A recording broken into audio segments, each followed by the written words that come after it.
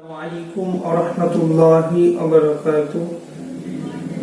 আলহামদুলিল্লাহি রাব্বিল আলামিন ওয়াস সালাতু ওয়াস সালামু আলা রাসূলিন নবিয়্যিল কারীম, আম্মা বা'দ। যে যেখান থেকে এই ভিডিওটা দেখছেন সমস্ত জাতি ধর্ম বর্ণ নির্বিশেষে সকলকে জানায় আন্তরিক প্রীতি ও শুভেচ্ছা মুবারকবাদ।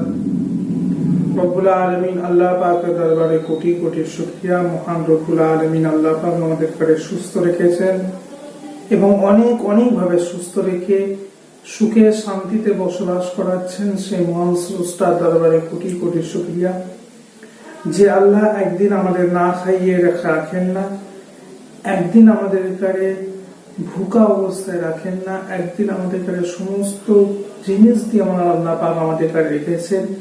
সেই মহান রব্বুল আলামিন আল্লাহ পাকের দরবারে কোটি কোটি শুকরিয়া। আর হাজারো হাজারো কোটি কোটি নয়, সেই মহান রব্বুল আলামিন আল্লাহ পাকের দরবারে কোটি কোটি শুকরিয়া যে 18,000 মখলুকাতের ঊর্ধ্বে, সমস্ত জাতির ঊর্ধ্বে আমাদের কাছে মানব রূপে এত সুন্দর মুখ, এত সুন্দর নাক, এত সুন্দর চোখ, সমস্ত কিছু দেহ বিশেষকে আল্লাহ পাক এক এক রকমের তৈরি করে পাঠিয়েছেন। সেই মহান স্রষ্টার দরবারে কোটি কোটি শুকরিয়া। আজকের বক্তব্যের মূল বিষয় হচ্ছে গোসলের গুরুত্ব এবং গোসল কি জিনিস এবং গোসল কাকে বলে এবং গোসলের ফরজ কটা এবং গোসল ফরজ হয় কখন। গোসলের গুরুত্বের দিক থেকে আমরা খেয়াল করলে একটা জিনিস দেখতে পাই যে গোসল ফরজ কটা গোসলের, এটা আমরা সবাই হারা, এই জিনিসটা আমরা জানি না। আমরা গোসল করি, এমনি গোসল করি, মাথায় পানি ঢেলে নিলাম, গোসল হয়ে গেল, এটা গোসল নয়। গোসলের ফরজ আছে, সেটা হচ্ছে প্রথমে আমরা একটা নির্জন জায়গায় গোসল করাটা হলে খুব ভালো হয়। নির্জন জায়গায় গোসল করার কথা বলা হয়েছে। গোসল করতে বলার কারণ হচ্ছে গোসল নির্জন জায়গায় করতে হবে। গোসল নির্জন জায়গায় মানে হলো যেখানে আপনাকে দেখতে কেউ পাবে না, আপনি একটু নির্জন জায়গায় গোসল করলে ভালো হয়। দ্বিতীয় নম্বর কথা, গোসলের ফরজ কয়টা? গোসলের ফরজ হলো 3টে। 1 নম্বর হচ্ছে কুলকুচি করা, মুখে পানি দিয়ে একটু কুলকুচি করার কথা বলা হয়েছে গোসলের ফরজের 1 নম্বর। দ্বিতীয় নম্বর হচ্ছে নাকে পানি দেওয়া, নাকের ভেতরের অংশতে একটু পানি দেওয়া। তৃতীয় নম্বর হচ্ছে মাথা থেকে পা পর্যন্ত সারা শরীর পূর্ণাঙ্গ, একটা লোম না বাদ যায়, পরিপূর্ণভাবে গোসলের মাধ্যম দিয়ে ধোয়া। এটা হলো গোসলের ফরজ। এবার গোসল ফরজ হয় কখন, এইটা আমরা অনেকের অজানা, অনেকেই কোশ্চেনটা করেন যে গোসলের ফরজ, গোসল ফরজ কখন হবে, আমাদের বুঝতে পারবো কখন যে আমার উপরে গোসল ফরজ হয়ে গেছে কখন। তা তাদের উদ্দেশ্যে এবং আমি সকলের উদ্দেশ্যে কথাটা বলবো।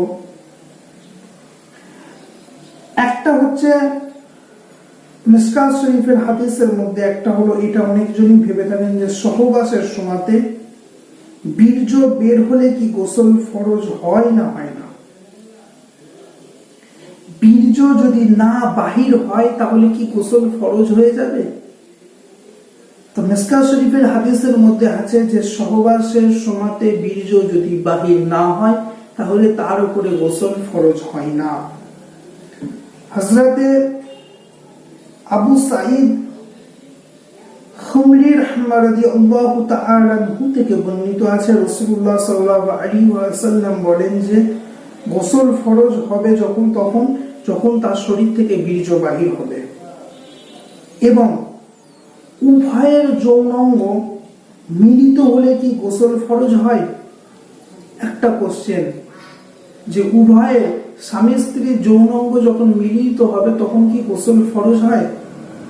তা বুখারী শরীফ আবু হুরায়রা রাদিয়াল্লাহু তাআলা আনহু থেকে বর্ণিত, রাসূলুল্লাহ সাল্লাল্লাহু আলাইহি ওয়াসাল্লাম বর্ণনা করেন যখন কেউ স্ত্রী লোকের শরীরের সঙ্গে স্পর্শ হবে বা যখন যৌনাঙ্গের সঙ্গে মিলিত হবে তখন বীর্যপাত যদি হয় তাহলে তার উপরে গোসল ফরজ হয়ে গেল। এবং স্বপ্ন দোষ হলে বীর্য দেখা গেলে গোসল ফরজ হয় না হয় না। আমরা অনেক সময় আমাদের স্বপ্ন দোষ হয়ে থাকে।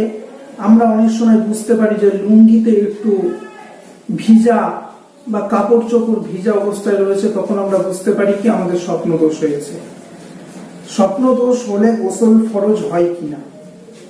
স্বপ্ন হযরতে উম্মুল মুমিনিন উম্মে সালমা রাদিয়াল্লাহু তাআলা আনহা বলছেন যে একদিন আমি বসে আছি এবং আমার মনে হলো আমার স্বপ্ন দোষ হয়েছে এবং আমি লজ্জা অবস্থাতে রাসূলুল্লাহ সাল্লাল্লাহু আলাইহি ওয়াসাল্লামকে বলতে পারলাম না। আমি উল্টো সময় গোসল করার জন্য রাসূলুল্লাহ সাল্লাল্লাহু আলাইহি ওয়াসাল্লাম জিজ্ঞাসা করলেন, এই উম্মে সালমা তোমার কি কিছু হয়েছে?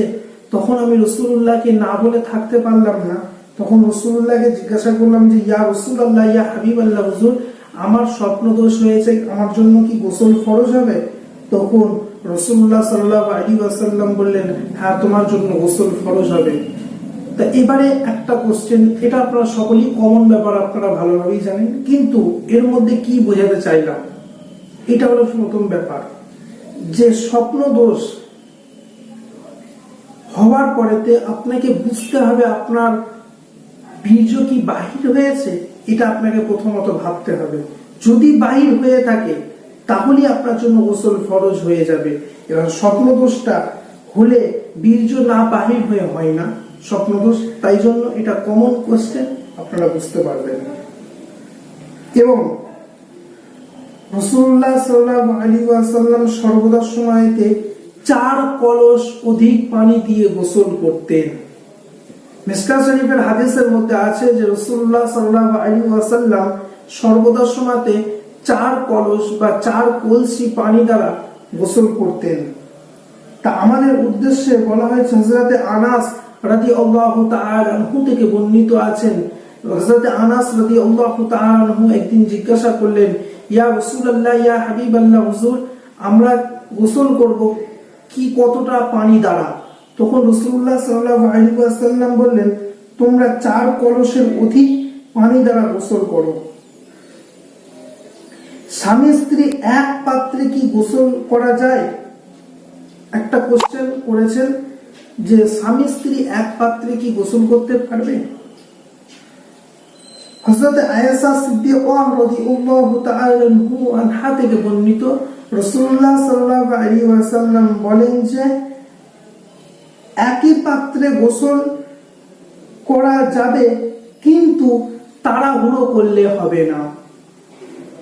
আপনারা একসঙ্গে গোসল করতে ঢুকবেন, কিন্তু একজন গোসল একটা পাত্রে গোসল করতে পারবেন, কিন্তু তাড়াহুড়ো করে গোসল করলে হবে না।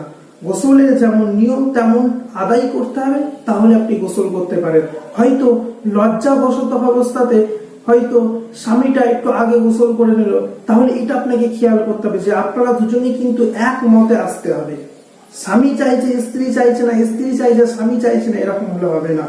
দুজনকে এক মত হতে হবে, তবে গোসল করলে কোনো অসুবিধা নাই। এবং ফরজ গোসলে লজ্জাস্থান ধুতে হয়। একজন কোশ্চেন করেছিল যে ফরজ গোসলে কি শুধু পানি ঢেলে নিলে, যেমন গায়ে পানি ঢালার কথা আছে, একটু পানি ঢেলে নিলাম সারা শরীর ধৌত হয়ে গেল, এরকম কি লজ্জাস্থান কি ধুতে হয়? তা তাদের উদ্দেশ্যে আমি একটা কথা বলবো যে রাসূলুল্লাহ সাল্লাল্লাহু আলাইহি ওয়াসাল্লামের হাদিস মিশকাত শরীফের মধ্যে পাওয়া যায়, আব্দুল্লাহ ইবনে আব্বাস রাদিয়াল্লাহু তাআলা আনহু থেকে বর্ণিত, তিনি বলেন যে লজ্জাস্থান ধৌত করতে হবে, কিন্তু কাপড় ঢাকা রেখে। আপনি খুলে কিন্তু লজ্জাস্থান ধুতে পারবেন না। আপনাকে বলা হয়েছে কাপড়টা কিন্তু আপনাকে ঢাকা রাখতে হবে। যে লজ্জাস্থান যে কথাটা, এই কথাটা আপনাকে পালন করতে হবে। অনেকজন কি করেন যে বাথরুমের ভিতরে ঢুকে নিজের লজ্জাস্থান সারা শরীরকে খুলে গোসল করে, এটা চলবে না। তার কারণ হচ্ছে লজ্জাস্থান আপনার জন্য ঢাকা চলতে হবে। আপনি তো দেখতে পাচ্ছেন, এবং অধিক হয়তো কেউ দেখতে পেল, এরকমও তো হতে পারে। বা লজ্জাস্থান ঢাকার যে কথাটা, এটা আপনাকে ফলো করতে হবে। তো এমন ভাবে আপনাকে প্রথমত কথা কাপড়টাকে পরিপূর্ণভাবে প্রথমে এমন ভাবে গায়ে পানি ঢালতে হবে যাতে আপনার নাপাকটা আপনার ওখান থেকে যেন সরে যায়।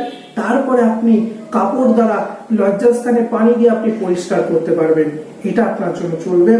তাই গোসলের ফরজ এবং গোসল কখন ফরজ হয়, এই তিনটে জিনিস আপনাদের কাছে ধরলাম। আপনারা এটা খেয়াল করবেন, ফলো রাখবেন, নিজের চলার জিন্দেগি জীবনের ইসলাম ধর্মের নীতিটাকে মেনে আল্লাহ পাক সকলকে চলা তৌফিক দেয়। ওয়া আখিরু দাওয়ানা আলহামদুলিল্লাহি রাব্বিল আলামিন। আসসালামু আলাইকুম।